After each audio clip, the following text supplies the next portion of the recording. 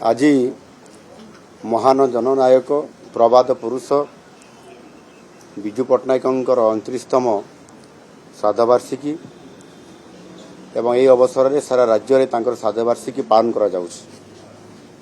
एही अवसर में मुझे गभीर श्रद्धांजलि अर्पण करुछि। आपण माने जानती विजु बाबू थिले स्वाधीनता संग्रामी, जड़े शिल्पपति, दक्ष पायलट एवं ओडिशा और ओडिया जाति को भल पाउथबा जड़े श्रेष्ठ राजनेता। निजर स्वाभिमान, ओडिशा माटीर गौरव और देशर मर्यादा पाई से सारा जीवन ए राज्य पाई काम करुथिले। जीवन कौन सी परिस्थिति रे ओडिशार सम्मान और स्वाभिमान को से केबे मध्य सालिश करि नथिले। आ सेहिति पाई सारा ओडिशावासी तांकू विजु बाबू बोली उपाधि मध्य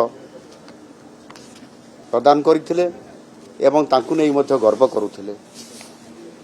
विजु बाबू संपूर्ण भाव रे ए ओडिशा को समृद्ध करिवा पाई स्वप्न देखिथिले।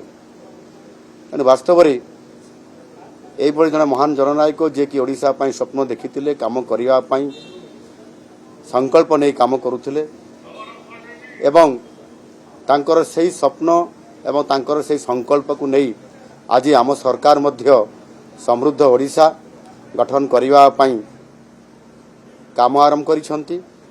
एनु निश्चित भाव रे ओडिशा गठन रे तांकर जो भूमिका थिला, तांकर जो अवदान थिला एवं जो स्वप्न भी अधूरा रही जाइछि ओडिशा को समृद्ध बनैबारे, ओडिशा को विकसित राज्य में पहुंच करिबारे एवं ओडिया अस्मिता को पुनर्जीवित करी विश्व दरबार में पहुंचाइबारे ताहा आम सरकार आज तांकर से स्वप्न को पूरा करबा पई संकल्प नैछंती एवं काम मध्य आरंभ करिसंती।